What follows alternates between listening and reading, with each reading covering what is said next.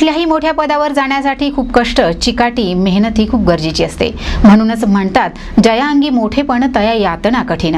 अशाच प्रकारे आपल्या कष्टातून, संघर्षातून उभा राहिलेला चित्रपट, सृष्टीतला कलाकार व आता नुकताच आयटमगिरी हा चित्रपट प्रदर्शित होत आहे।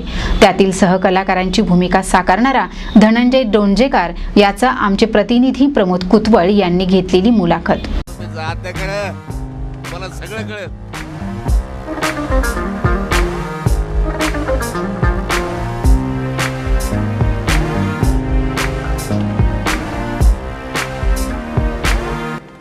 आयटमगिरी या सिनेमातील सहकलाकाराची भूमिका करणारा धनंजय डोंजेकर हा मूळचा करमाळ्याचा आहे। धनंजय याने काही वर्षापूर्वीच कलाक्षेत्रात वळण घेतलं, पण त्याची कलाक्षेत्रात कोणाचीही ओळख नसल्यानं त्याला काही काम मिळालं नाही। मग त्याने ठरवलं काम मुंबईमध्येच करायचं। धनंजय मुंबईत गेला, मात्र त्याची तब्येत कमी असल्यामुळं त्याला तेथे देखील काम मिळालं नाही। शेवटी त्याने ठरवलं की काम कलाक्षेत्रातच करायचं। मग धनंजय तेथेच राहिला आणि एक दिवस त्याला स्पॉट बॉयचं काम मिळालं, पण ते काम करत असताना त्याला त्या कामाचा मोबदला देखील मिळाला नाही। त्याने 1 वर्ष पगार न घेता काम केलं। शेवटी राहायला जागा नसल्यामुळं तो 1 महिना रेल्वे स्टेशनवर झोपला। तो स्पॉटवरती जेवण करायचा आणि स्टेशनला येऊन झोपायचा। त्याने 1 वर्ष लाईट बॉयचं काम केलं, पण ते देखील बिनपगारी। नंतर धनंजयला अनुभव आला, मग त्याने काही दिवसांनी ते काम सोडलं। मग धनंजयला एका नाटकात छोटा रोल मिळाला। त्याने एक सलग 4 वर्ष नाटक केलं। मी शंभूराजे, नंतर बाजीप्रभू देशपांडे। नंतर त्याला कळून चुकले की त्याला सिनेमामध्ये काम का मिळत नाही। धनंजयने आपली तब्येत वाढवण्याचं ठरवलं आणि शेवटी त्यानं जिम लावून आपल्या तब्येतीवर मेहनत घेतली।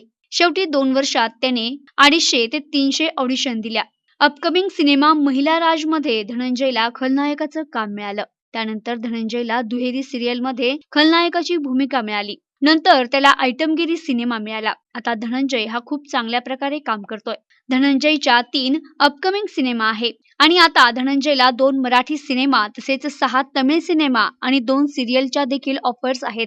धनंजयने आतापर्यंत खूप साऱ्याच बिनकलाकाराला चांगले मार्ग दाखवले, त्यांना मदत केली, काही लोकांना त्यांनी कामही मिळवून दिले। धनंजय एकच बोलतो, मेहनतीचं फळ नक्कीच मिळतं आणि मेहनतीचं फळ गोड पण असतं। धनंजय डोंजेकर याच्या मेहनतीला, जिद्दीला आणि भावी कार्यासाठी धनंजयला मित्राकडून खूप खूप शुभेच्छाही मिळाल्या आणि प्रदर्शित होणाऱ्या आयटमगिरी हा चित्रपट पाहण्याचं त्यांनी सर्व प्रेक्षकांना आवाहनही केलंय। नमस्कार, मी धनंजय डोंजेकर। आयटमगिरी नावाचा चित्रपट लवकरच प्रदर्शित होतोय। या चित्रपटाचं चित्रीकरण मिस्टर प्रदीप टोणगे आणि मंगेश सेंडगे यांनी केलं आहे। खूप चांगल्या पद्धतीनं या चित्रपटाचं चित्रीकरण करण्यात आलेलं आहे। नाव जरी या चित्रपटाचं आयटमगिरी असलं तरी खूप चांगल्या पद्धतीचा मेसेज या चित्रपटातून देण्यात आलेला आहे। खूप चांगले आर्टिस्ट या चित्रपटाला लाभले आहेत। मी देखील या चित्रपटामध्ये खलनायकाची भूमिका केली आहे। तुम्हाला हा मूवी बघायला नक्कीच आवडेल। तरी माझी अशी सगळ्यांना विनंती आहे की येत्या 9 जूनला हा चित्रपट पूर्ण महाराष्ट्रभरात प्रदर्शित होतोय। तरी सगळ्यांनी हा चित्रपट थिएटरमध्ये जाऊन पाहावं अशी माझी विनंती आहे। धन्यवाद। प्रतिनिधी प्रमोद कुतवळ, NTV न्यूज मराठी, पुणे।